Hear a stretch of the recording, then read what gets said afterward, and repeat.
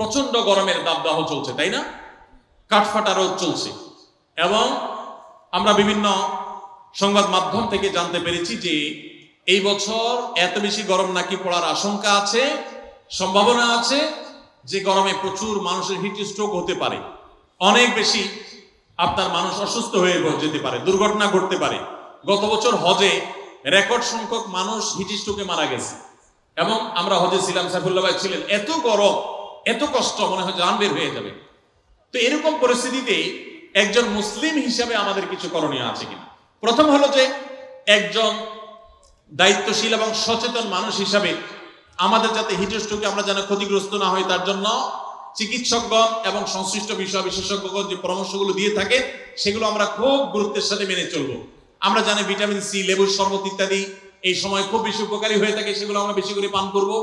ইহুদিদের যে সমস্ত পণ্যগুলোকে আমরা শরবত বানায় খাই, ড্রিঙ্কস কিনে খাই, সেগুলোর পরিবর্তে আমরা লেবুর শরবত ইত্যাদি বেশি বেশি খেতে পারি। যে পরামর্শগুলো ডাক্তাররা দিয়ে থাকেন, স্বাস্থ্য বিশেষজ্ঞরা দিয়ে থাকেন, সেগুলো আমরা মেনে চলবো। যথাসম্ভব নিজেদের দিকে খেয়াল রাখবো। এর পাশাপাশি মনে রাখবো গরমের তীব্রতা, পৃথিবীতে আমরা যে গরমে অনুভব করি এই গরমের তীব্রতা এটা কিন্তু জাহান্নামের ভাব। বুখারীর হাদিস দ্বারা এসেছে, হাদিস দ্বারা প্রমাণিত যে জাহান্নামকে আল্লাহ তাআলা বছরে দুইটা ভাব ছাড়ার সুযোগ দিয়েছেন। জাহান্নামের দুইটা ডিপার্টমেন্ট আছে, দুইটা বিভাগ আছে, একটা জামহারি ঠান্ডা আর একটা নার হলো আগুন। আগুন এবং ঠান্ডা উভয় ডিপার্টমেন্ট থেকে বছরে দুইবার ভাব ছাড়া হয়। এই ভাবটাই আল্লাহ পৃথিবীতে এক এক জায়গায় এক এক সময় বন্টন করে দেন, ঠান্ডা এবং গরম আমরা অনুভব করি। এটা জাহান্নামের ভাব হওয়ার কারণে গরমের তীব্রতায় কিংবা শীতের তীব্রতায় একজন মুসলমান জাহান্নামের কথা স্মরণ করবেন এবং আল্লাহর কাছে জাহান্নাম থেকে পানা চাইবেন এবং তিনি চিন্তা করবেন। কোরআনে আল্লাহ উল্লেখ করেছেন, কুল নারু জাহান্নামা আশাদ্দু হাররা, তোমরা যে গরমের তীব্রতা অনুভব করছো জাহান্নামের আগুনের তীব্রতা গরম এর চাইতে অনেক বেশি। দুনিয়াতে আমরা যে আগুন জ্বালিয়ে থাকি, আমরা চুলাতে রান্না বাড়ার সময় যে আগুন জ্বালিয়ে থাকি এর চাইতে ফ্যাক্টরিতে যে সমস্ত আগুন জ্বালানো হয় সেগুলোর তীব্রতা অনেক বেশি। দুনিয়াতে আগুন যত তীব্র হতে পারে জাহান্নামের আগুন তার চাইতে 70 গুণ বেশি তীব্র। ভাইরা আমার, তো এই জন্য এই গরমের তীব্রতা আল্লাহর কাছে জাহান্নাম থেকে পানা চাইবো। অনেকে গরম তীব্র হলে গালিগালাজ শুরু করেন, বিদ্যুৎ গেলে বিদ্যুৎ কর্তৃপক্ষের 14 গোষ্ঠী ধরে গালিগালাজ করেন, গরমের মা বাপ তুলে অনেকে গালিগালাজ করে, আছে না নেই? আর কিছু না হোক একটা নর্মাল গালি দেয়, বউয়ের ভাইয়ের কথা বলে যে অমুকের গরম, বলে কি বলে না? তো এই ধরনের যে কথা বলা হয় এগুলো অনেকে আমাদের নিজের অজান্তে বলি, যে গরমে সহ্য করতে না পারে গরমের মা বাপ তুলে গালিগালাজ করে দিলাম। তো এটাতে কি গরম কমবে? আরো গরম বাড়বে। কোন গরম বাড়বে? মাথা গরম হবে, মেজাজ গরম হবে, আরো গরম বাড়বে, লাভ হবে না। তিরমিজির একটা হাদিস আছে, যে জিনিসটাকে গালি দেওয়া যায় না, অভিশাপ দেওয়া যায় না, ওইটাকে যদি কেউ অভিশাপ দেয় তাহলে সে অভিশাপ তার উপরে এসে বর্তা। এই জন্য ধৈর্য না হারানো, সবর করা, আল্লাহ তাআলা আমাদেরকে সবর করার তৌফিক দান করুন। সেই সাথে গরমের তীব্রতা কমানোর জন্য প্রত্যেকটা মানুষ প্রচুর পরিমাণে গাছ লাগানোর চেষ্টা করবেন।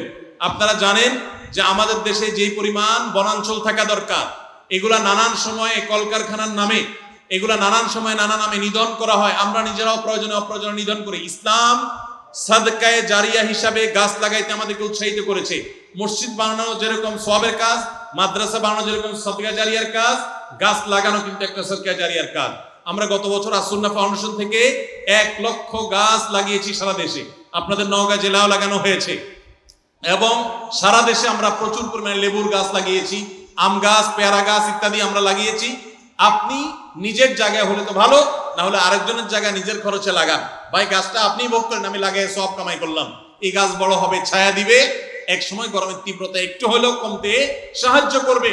এর মাধ্যমে আপনি আল্লাহর কাছে সওয়াব পেয়ে যাবেন। বিধায় গরমের তীব্রতায় ঈমানদার সে আল্লাহ তাআলার কাছে সবর করবে এবং এই ধরনের সওয়াবের কাজ করবে, জাহান্নাম থেকে পানা চাইবে।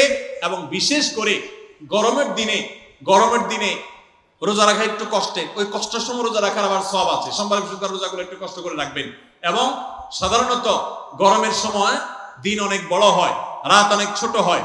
তো এই জন্য এশার পর প্রত্যাহার শুয়ে গেলে ফজর নামাজ পড়াটা সহজ হবে। আল্লাহ তাআলা আমাদের সকলকে গ্রীষ্মকালীন যে আমলগুলো আছে সেগুলো গুরুত্বের সাথে পালন করার তৌফিক দান করুন। মেয়েদের সিজদা আর পুরুষদের সিজদার মধ্যে কোনো পার্থক্য আছে কিনা? দেখুন, ছেলে এবং মেয়েদের সিজদার মধ্যে কোনো পার্থক্য আছে কিনা, উলামায়ে আহনাফ বা হানাফি মাযহাবের মতে ছেলেরা যেভাবে সেজদা দিবে মেয়েরা তার চাইতে জড়সড় হয়ে সেজদা দিবে। এটা তাদের শারীরিক অবকাঠামোর কারণে, বিভিন্ন আসার দ্বারা এর সপক্ষে তারা প্রমাণ দিয়ে থাকেন। এর বাইরে সৌদি আরব ওলামা ইকরাম এবং অন্যান্য ওলামা ইকরাম অনেকে তারা বলেন যে না, ছেলে এবং মেয়েদের নামাজের কোনো পার্থক্য না। তবে তারাও অবশ্য কিছুটা জড়সড় হওয়ার কথা বলেন, কিন্তু এই পার্থক্যটার উপরে নামাজ হওয়া না হওয়া নির্ভর করে না। এটা নিয়ে আমরা অনেকে অনেক বেশি বিতর্কাবস্থা করি, এটাকে অনেক বড় করে দেখি। কোন আলেমের মতে, উভয় পক্ষের কোন আলেমের মতেই কিন্তু বিষয়টা এরকম না যে এটার উপরে নামাজ শুদ্ধ হওয়া না হওয়া, বাতিল হওয়া নির্ভর করে, শুদ্ধ হওয়া নির্ভর করে, এরকম বিষয় না। সুন্নাহ কোনটা আর খেলাফে সুন্নাহ কোনটা, এটা নিয়ে মত পার্থক্য আছে। ফরজ ওয়াজিব না বিষয়টা, যে এটাকে কেন্দ্র করে নামাজ হওয়া না হওয়ার ব্যাপার আছে। আপনার বক্তব্যের মাধ্যমে জানতে পারি যে আপনি যে মসজিদে ইমামতি করেন তার পাশের বাড়ির মহিলাটি সারা বাংলাদেশ এবং ইন্ডিয়াতে চিকিৎসা করে ভালো হয়নি, পরবর্তীতে আপনার সাথে যোগাযোগ করে একজন ভালো আলেমের কাছে পাঠান। দেখুন, যাদের জিন জাদু বা ব্ল্যাক ম্যাজিকের সমস্যা আছে, যাদের নর্মাল ট্রিটমেন্ট করে কোনোভাবে কোনো রোগ ধরা পড়ে না, ডায়াগনোসিস হয় না, তারা রুকিয়া করবেন। রুকিয়ার জন্য কোনো বিশেষ রাখি হতে হবে কোনো জরুরি না। আল্লাহ তাআলা কাকে কার হাত দিয়ে শেফা দিবেন সেটা আল্লাহ তাআলা ভালো জানেন। সোশ্যাল মিডিয়াতে অনেকগুলো রুকিয়া সাপোর্ট গ্রুপ আছে, এই সমস্ত গ্রুপগুলোতে আপনি একটু বিচরণ করলে আপনি অনেকগুলো পরামর্শ পাবেন যে সেলফ রুকিয়া, নিজে রুকিয়া করতে পারবেন। কোনো মানুষ দিয়েই করাইতে হবে এটা জরুরি না, আপনি নিজে রুকিয়া শুরু করে দেন। এবং এর বাইরে আপনি রাকিও পাবেন। কোনো কোনো ক্ষেত্রে আমাদের অফিসে গেলে অফিসিয়ালি না বললেও আমরা ব্যক্তিগত পর্যায়ে অনেক সময় অনেক রাকিদের নাম্বার অফিস থেকে দেওয়া হয়, আপনার সেখানে সংগ্রহ করতে পারবেন।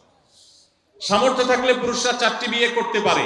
একজন অসহায় এতিম অবিবাহিতা মেয়েকে বিবাহিত পুরুষ বিয়ে করলে সমাজের মানুষরা দ্বিতীয় স্ত্রীকে ধিক্কার দিয়ে কথা বলে, দেখে শুনে অন্য মেয়ের সংসার নষ্ট করেছে। তাহলে যদি দ্বিতীয় স্ত্রী বিয়ে করার কারণে গুনাহগার হয়, তাহলে কথাটি মহান আল্লাহর বিরুদ্ধে চলে যাওয়া হয় কিনা? খুবই দরকারি একটা প্রশ্ন। দেখুন, কোন পুরুষ তিনি যদি আরেকজন মেয়েকে বিয়ে করেন কোন বিধবা, কোন তালাকপ্রাপ্তা, কোন অসহায় নারীকে আশ্রয় দেওয়ার নিয়তে, এবং এটা যদি নিতান্তই তার এই সৎ উদ্দেশ্যে হয়ে থাকে, সেক্ষেত্রে এটাকে ভালোভাবে দেখা উচিত, খারাপভাবে দেখা উচিত না। আমাদের সমাজটা এমন হয়ে গেছে যে মানুষ জেনা করবে ওইটা নিয়ে আপত্তি নেই, কিন্তু একাধিক বিয়ে করলে কি আছে? আপত্তি আছে। তবে যারা একাধিক বিয়ে করে তাদের মধ্যে লক্ষ্য রাখতে হবে, ইনসাফ করা যদি না যায় তাহলে একাধিক বিয়ে করা জায়েজ নাই। অনেকে আছে বিয়ে 2টা করেছেন, 3টা করেছেন, যেটা নতুন করেছেন ওই বউ নিয়ে খুব আছেন, আগের গুলার খোঁজ খবরও নাই, বরণ পোষণ দেওয়ার খবর নাই, হক আদায় করার খবর নাই। এদের জন্য দ্বিতীয় বিয়ে করা জায়েজ নাই, পরিষ্কারভাবে হাদিসে কোরআনে নিষেধ। অতএব মনে রাখবেন, কোন বিধবা মেয়েকে, তালাকপ্রাপ্তা মেয়েকে, অসহায় মেয়েকে বিয়ে করা এটা জায়েজ আছে, প্রশংসনীয়। তবে আপনি সেই বিয়েটা করার পর প্রথম স্ত্রীর সাথে আপনি সুবিচার করতে পারবেন কিনা, আবার এই বিয়ে করার পর প্রথম স্ত্রী এবং তার পরিবার তরফ থেকে যে প্রেশার আসবে, আপনি সেই প্রেশারে এটা ঠিক রাখতে পারবেন কিনা, সেগুলো আপনি মাথায় রাখেন। অযথা শুধু আবেগের বশে একজন নারীকে বিয়ে করে বসলেন, এরপরে বাধ্য হয়ে আপনি আবার তাকে তালাক দিতে হলো, তখন আপনি তার উপকার করতে গিয়ে আরো ক্ষতি করলেন। এই বিষয়গুলো অত্যন্ত সেন্সিটিভ। এজন্য নিজের অবস্থান বিচক্ষণ বিদগ্ধ কোন মানুষের সাথে, আলেমের সাথে, একাধিক আলেমের সাথে পরামর্শ করে তারপরে সিদ্ধান্ত নেবেন। হুটহাট শুধু আবেগ করে সিদ্ধান্ত নেবেন, এরপর আপনাকে পস্তাতে হতে পারে। এই জন্য বোনদেরও উচিত যে আপনি বিধবা হয়েছেন, তালাকপ্রাপ্তা হয়েছেন, কোন পুরুষ আপনাকে প্রস্তাব দিলেই হুট করে রাজি হবেন না। সে কতটা টলারেট করতে পারবে, সে কতটা সহ্য করতে পারবে, এবং তার যে চাপ আসবে সেটা কতটা সামলাতে পারবে, আদৌ চাপ আসবে কিনা, এগুলো সব হিসাব নিকাশ করেন। যদি মনে হয় যে না এটা আপনার জন্য উচিত হবে না, সুইটেবল হবে না, তাহলে ভিন্ন চিন্তা করবেন। আবেগে শুধুমাত্র গা ভাসাতে যাবেন না। তবে সাধারণ পুরুষরা যদি কোনো, যিনি জীবনে বিয়ে করেন না, প্রথম বিয়ে করবেন, প্রথম বিয়ে হিসেবে কোনো তালাকপ্রাপ্তা, কোনো বিধবা, কোনো এতিম, কোনো অসহায় মেয়েকে যদি কেউ বিয়ে করেন, তাহলে শুধুমাত্র এই সহায়তা দেওয়ার নিয়তে, আশ্রয় দেওয়ার নিয়ত করলে সেটা আরো সওয়াবের কারণ হবে। আমাদের সমাজ অনেক ক্ষেত্রে এত নষ্ট হয়েছে যে এই ধরনের পরিস্থিতিতে সমালোচনা করা হয়, খারাপ চোখে দেখা হয় যে সে কেন নিজের চাইতে সমবয়সের বা বয়স্ক অথবা তালাকপ্রাপ্তা অথবা বিধবা কাউকে বিয়ে করেছে। কোনো মেয়ে তালাকপ্রাপ্তা হওয়া কিংবা বিধবা হওয়া, কোনো কারণে সংসার বিচ্ছেদ হওয়া, ভেঙে যাওয়া, এটা সবসময় মেয়েদের দোষের কারণে হয় তা না। বিধায় এগুলোর কারণে মেয়েদেরকে কোণঠাসা করা, বাজে কথা বলা, এটা সামাজিক কুসংস্কার, এগুলোর বিরুদ্ধে আমাদেরকে সংগ্রাম করতে হবে। আমার পরিচিত একজন মানুষ মুখে দাড়ি রেখেছিলেন, সে ব্যবসা করে দাড়ি রাখার কারণে তার দোকানে মেয়ে কাস্টমার আসে না বলে তার ধারণা। তারপর সে মুখে বড় বড় দাড়ি কেটে ফেলে, তার জন্য কি হবে? দেখুন, মুখে দাড়ির কারণে দোকানে কাস্টমার আসে না, এটা যদি কোন দোকানে মহিলা কাস্টমার আসে না, এটা যদি কোনো দোকানদার বলে বা মনে করে, তাইলে বুঝতে হবে দোকানদার হিসাবে তিনি কখনো যোগ্য দোকানদার হতে পারেন। কারণ যোগ্য দোকানদার হতে পারলে দাড়ির সাথে কাস্টমারের আসা না আসা সম্পর্কটা সেভাবে হওয়ার কথা না। আপনি যদি কাস্টমারের সাথে ভালো বিহেভিয়ার করেন, আপনি যদি অসততা না করেন, আপনি যদি সুন্দরভাবে করেন, বুদ্ধিমত্তার সাথে আপনি দোকানদারি করেন, তাহলে আপনার দুনিয়াতে যত দাড়িওয়ালা দোকানদার আছে সব তাহলে না খায় মরে যেত। দাড়ি দেখে যদি কাস্টমার, দাড়ি থাকলে যদি কাস্টমার না আসতো, তাহলে দাড়িওয়ালা দোকানদারগুলো সব না খায়া মরে যেত। বাস্তবে কি তাই হচ্ছে? তাহলে বোঝা গেল এটা একটা শয়তানি ধোঁকা ছাড়া কিছুই নয়। যদি আপনার দাড়ির কারণে কোনো মহিলা কাস্টমার না আসে, তাহলে বুঝবেন ওই মহিলা কাস্টমার ওইটা মানুষরূপী ইবলিস। কারণ যে দাড়ির কারণে আসবে না সে তো কখনো সৎ মানুষ হতে পারে না।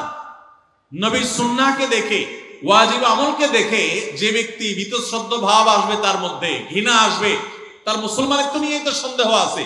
এইরকম কাস্টমারের কাছে বিক্রি করে যে টাকা ক্যাশে ঢুকাবেন, ওই টাকায় বরকতের চাইতে বেবরকতি, কল্যাণের চাইতে অকল্যাণ বেশি হবে। আল্লাহ তাআলা আমাদেরকে এই ধরনের কুমন্ত্রণা থেকে বেঁচে থাকার তৌফিক দান করুন। সবর করতে হবে এবং এই সমস্ত ক্ষেত্রে মনে রাখতে হবে যে আপনার যদি এরকম কাজ হয় বাস্তবে, তারপরেও নিজের অবস্থান রাখানো যাবে না। সামান্য একটু কাস্টমারের জন্য বা কেনাবেচার ধান্দা লোভে আপনি আপনার দাড়ি চেঁচে ফেলেছেন, আল্লাহর কাছে কি জবাব দিবেন? জান্নাত চাইবেন কিয়ামতের ময়দানে? এত সোজা? আপনি একটা হকালালি চলবেন, কত বাধা আসবে, সেই বাধাগুলো ডিঙ্গাবেন, সবর করবেন, এই জন্যই তো আল্লাহ আপনাকে জান্নাত দিবে। এখন বাধা আসছে, আপনি কাত হয়ে গেছেন, দাড়িটা চেঁচে ফেললেন, তাহলে আল্লাহ কাছে কিভাবে জান্নাত আশা করবেন? অবশ্যই এটা গুনাহের কথা। এরপর প্রশ্ন হলো গরুর ভুঁড়ি খাওয়া যাবে কিনা। গরুর ভুঁড়ি খাওয়া যাবে কিনা? ভাই, এই প্রশ্ন উত্তর হলো যে গরুর ভুঁড়ি খাওয়া ইসলামী শরিয়ার দৃষ্টিকোণ থেকে সম্পূর্ণ হালাল। আপনার যদি রুচিয়ে না কুলায়, সবার সব জিনিস খাওয়ার রুচি হবে না। আপনার যদি রুচিতে না কুলায় আপনি খাবেন না, সেটা ভিন্ন বিষয়। আপনার না খাওয়ার অধিকার আছে যে আমার ভালো লাগে না, এটা আমি খাবো না, কিন্তু শরীয়ত সেটাকে কি করে নাই? হারাম করে নাই। যদি পরিষ্কার পরিচ্ছন্ন করে রান্না করা হয়, সেটা খাওয়া সম্পূর্ণ হালাল।